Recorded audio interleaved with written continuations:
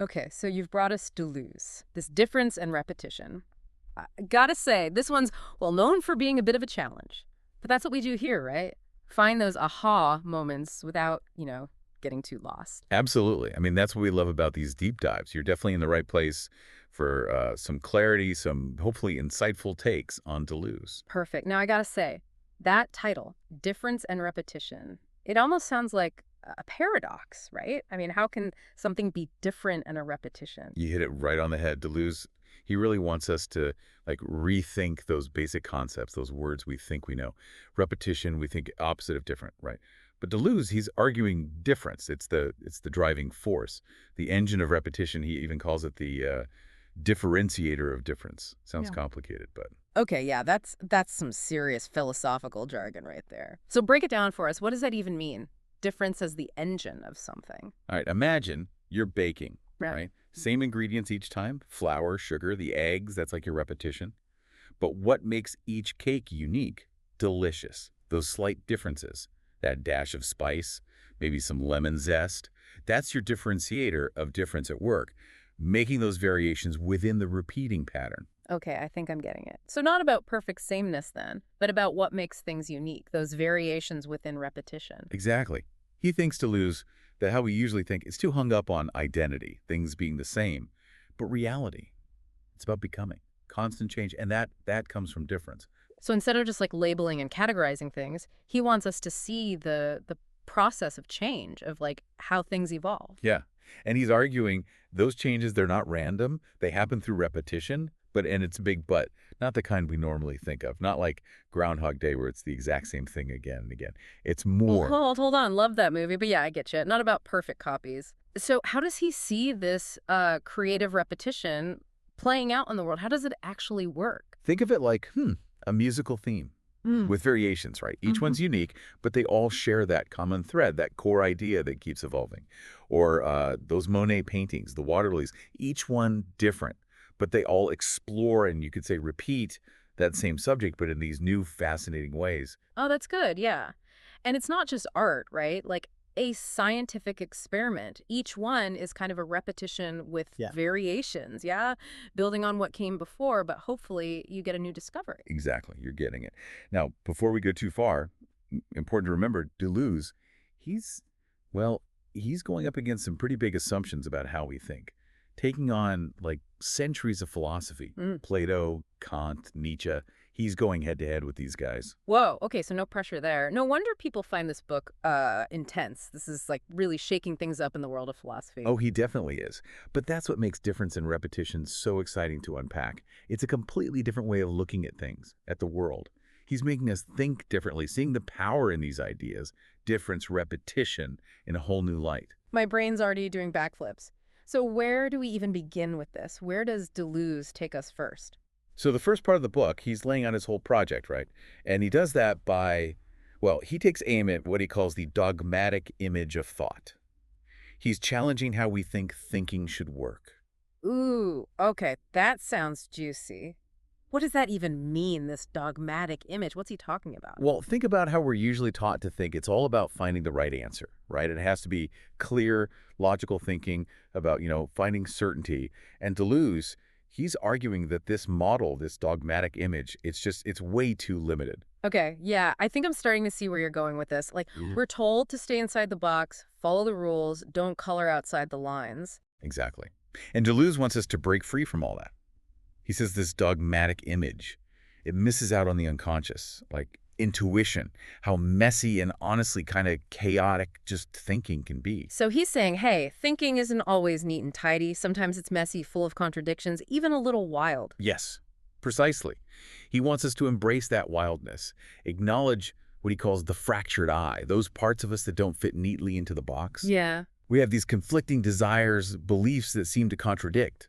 Deleuze, he doesn't see that as a bad thing. It's fundamental to who we are. You know, it's funny you say that. I have been like really wrestling with a decision lately, and I keep going back and forth. It's like I have these two completely different versions of myself in my head. And that, my friend, is the fractured eye at work.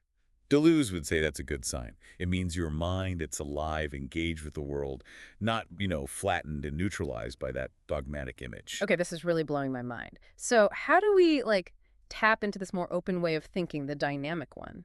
This is where his idea of ideas comes in. But, and this is important, he's not using it in the way we normally do. Oh, I'm sensing a pattern here. With Deleuze, there's always a twist. So what's the Deleuze version of ideas then? What's he getting at? For Deleuze, ideas aren't just like abstract things up in the air. They're more like problems that need exploring, forces that kind of push us to think differently. Ideas as problems. You've lost me. Okay, think of it like this.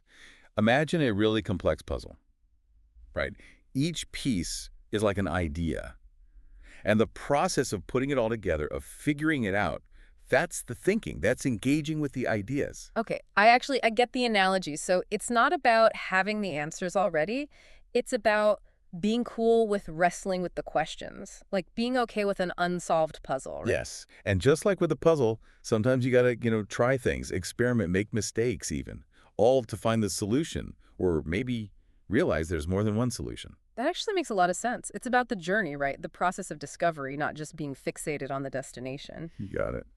Deleuze would say that's where all the good stuff is. Those moments when we're pushed out of our comfort zones. Yeah. Forced to deal with new ideas, new possibilities. I think this is all starting to connect for me now. So you're saying embracing the fractured I, challenging that dogmatic image of thought, and engaging with these ideas as problems, it all leads to a more, what was the word, dynamic way of thinking.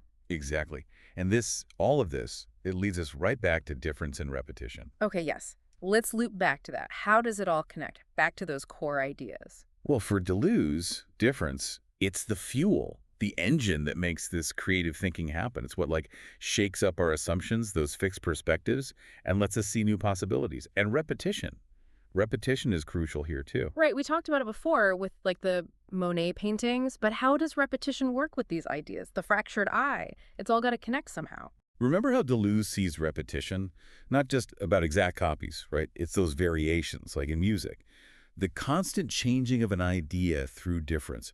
So every time we run into an idea, every time we're struggling with a problem, it's a form of repetition. We're coming back to that same idea, but this time it's different. We have new experiences, made mistakes, our view of the world has changed. I see what you're saying. So each time we meet an idea, it's a new kind of repetition. We get to go deeper, see it in a new light, maybe uncover new stuff about it. Exactly. And this whole process, repetition with a difference each time, that's how we escape that dogmatic image. That's how we tap into this creative, dynamic way of thinking he's talking about. This is really clicking for me now. But are there real world examples of this creative repetition thing beyond just art, something listeners can really connect with?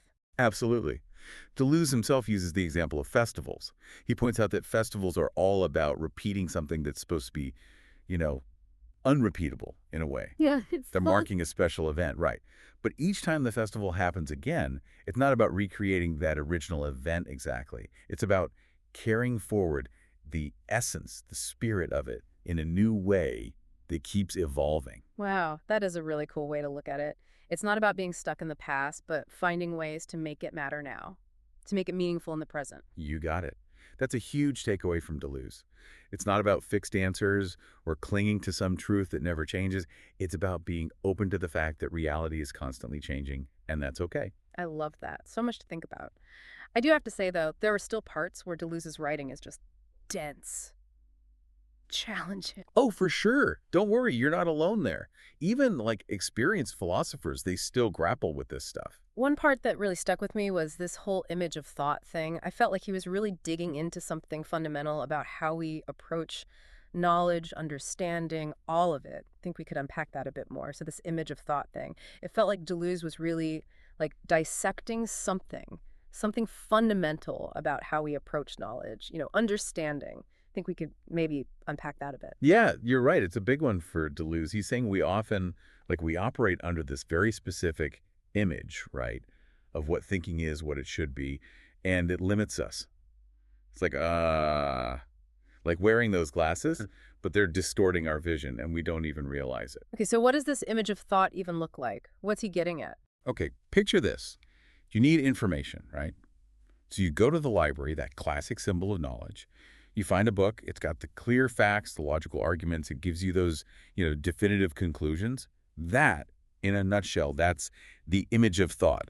Deleuze is critiquing. So it's about wanting those clear, no-nonsense answers, the one right solution, kind of like what we were talking about before with that dogmatic image. You got it.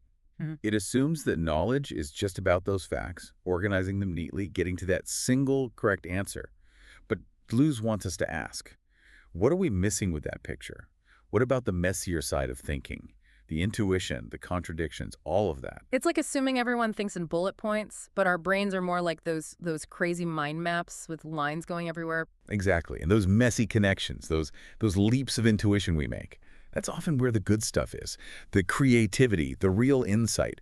Deleuze wants us to see the value in those moments, not just dismiss them because they don't fit this neat little box. So how do we break free then from this image? How do we learn to, I don't know, think more openly, more dynamically, like he's saying? Remember that quote from Antonin Artaud?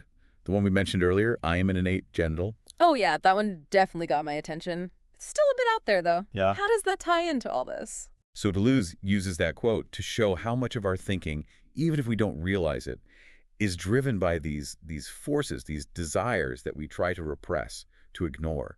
Artaud's words, they're shocking, visceral. They shake up that, clean, purely intellectual image of thought. They remind us that our minds are connected to our bodies, to emotions, to all these unconscious drives. So it's about acknowledging the deeper stuff, right? The stuff that doesn't fit into that rational thinker box we try to put ourselves in. Exactly. Deleuze would say real creativity, real insight, it doesn't come from suppressing those forces. It's about finding ways to channel them, to let them inform our thinking even. And this all goes back to the fractured I, right? Embracing those contradictions we have within ourselves. Yes. It's about recognizing that our thoughts, even our identities, they're not these singular unified things. They're more like a multiplicity of perspectives, experiences, desires, all tangled up together. So how does all of this loop back to difference and repetition? Where do those ideas fit into this new image of thought we're talking about? Well, for Deleuze, difference. Difference is what disrupts that old image. It cracks open the fixed categories, lets those new possibilities come through. And repetition, it's crucial too for this disruption, for creation. Right, we talked about repetition as that creative variation thing, but I'm curious, in this context with the image of thought, how does it work? Got an example for us? Think about like a scientific discovery. A lot of times it's not about proving what you already thought. It's about those moments where the data doesn't make sense, where the experiment throws you a curveball. Those aha moments where you got to rethink everything you thought you knew. Exactly. And those moments of disruption, they often come from repetition. Trying the experiment again, testing your hypothesis differently. And those repetitions, even those small differences you introduce, that's where the breakthroughs happen.